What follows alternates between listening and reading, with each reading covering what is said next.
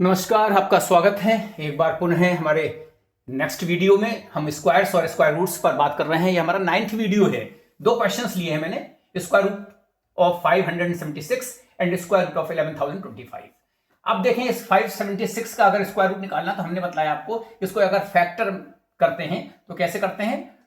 2 2 4, 1 carry, 2 8 और 2 8, फिर आपको 2 1 4 4, फिर 2 7 2 7 14 2, और फिर आप 2 36, फिर 2 18, फिर 2 9, और फिर 3 3 और 3 1। यहां पर जब लास्ट 1 आ जाए तब आपको रुकना है। और आप देखें कि यहां पेयर बन रहा है इस तरह से, यानी हम लिख सकते हैं square root of 576 equals to square root of 1 2 3 4 5 6 time 2 2 into 2 into 2 into 2 into 2 1 2 3 4 5 6 into 3 into 3, इतना आप लिखेंगे।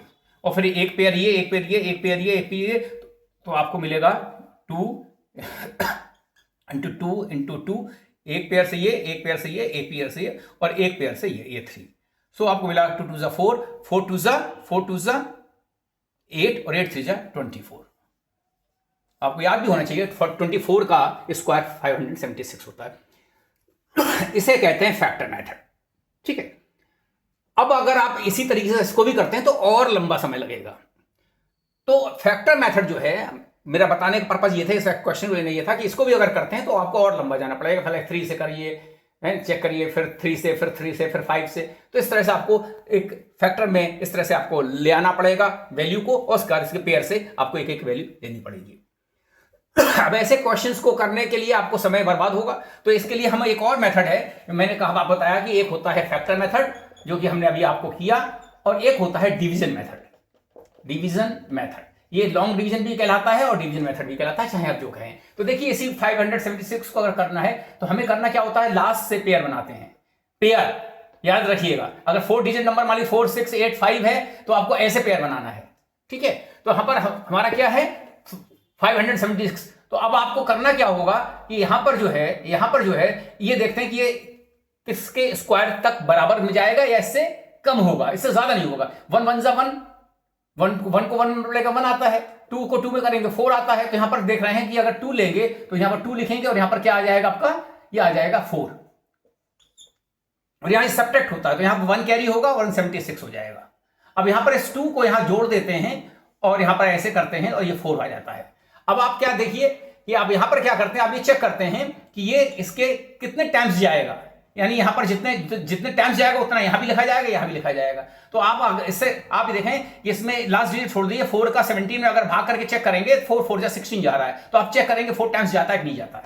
तो यहां पर लिखेंगे आप 4, यहां भी लिखेंगे, यहां भी लिखेंगे, और फिर इस 4 का इसमें मल्टीप्लाई करेंगे। 4 4 जा 16 की 1 कैरी, और 4 4 जा 16 1 17, और ये कट गया, यानी आपका जो स्क्वायर रूट की वैल्यू हो गई 24। यही आपका आंसर हो गया। अब आप अगर उस तरीके से करते फैक्टर मेथड से तो उसमें बहुत समय लगता है। इसी तरह आप देखिए दूसरा सवाल देखिए, 11025 है। तो आपको हमने कहा पेयर बनाना है लास्ट से, तो ये देखिए बना, और यहां पर एक अकेला 1 छूट गया। तो यहां पर जब अकेला छूट गया वैल्यू तो 1 1 जा 1, 1 1 जा 1, तो यहां 1 हो गया। अब यहां पर हमारा क्या है, यहां 1 को 1 में जोड़ेंगे, यहां 2 हो जाएगा। अब यहां पर हमको देख रहे हैं कि यहां पर हमारी जो है पेयर से ही उतारते हैं। जब हमने पेयर उतारा तो यहां पर 10 में उतारा।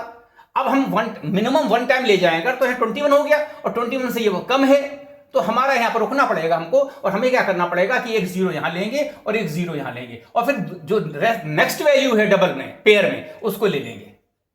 ऐसे आप समझिएगा, मैंने क्या किया, 1 1 जा 1 किया, और 1 करने बाद हमारे को क्या मिला, यहां पर क्या मिला हमको, यहां पर 1 जोड़ा ऐड किया, जैसे यहां पर हमने 2 2 जा 4 के 2 ऐड किया था, यहां पर 1 2 ऐड किया। लेकिन यहां पर जो है हमने पेयर उतारा 10। अब हम अगर यहां पर 1 लिखते हैं तो यहां पर 1 लिखेंगे तो क्या होगा हमारा 21 जा 21 आएगा, नहीं जाएगा, 0 टाइम्स जाएगा, ऐसे समझ लीजिए। तो यहां पर क्या करते हैं, हम एक 0 रखते हैं, यहां पर भी यानी 0 टाइम्स देखते हैं, और यहां भी 0 रखते हैं, और फिर यहां पर दूसरी वैल्यू पेयर में उतार लेते हैं। अब देखते हैं यहां पर 25 जा 100, यानी 102 से कम है, तो यहां 5 टाइम्स चेक करते हैं, और यहां भी 5 लिखते हैं। तो 5 5 जा 25, क्योंकि यहां 0 है तो 25 हो जाएगा, और 5 2 जा 10, और ये हो जाएगा आपका आंसर, हो जाएगा 105। हम अगले वीडियो में कुछ क्वेश्चंस रिपीट करेंगे जिससे आपको और क्लियरिटी आएगी। सो बड़े वैल्यूज के लिए, बड़े वैल्यू न्यूमेरिकल वैल्यूज के लिए लॉन्ग डिवीजन मेथड को अप्लाई किया जाता है और इसका मेथड ये होता है। हमसे जुड़े रहिए, हमारे वीडियोस को अब देखिए, समझिए, अपने कमेंट्स कीजिए और हमारे चैनल को सब्सक्राइब कीजिए। बहुत बहुत धन्यवाद, आभार, थैंक यू।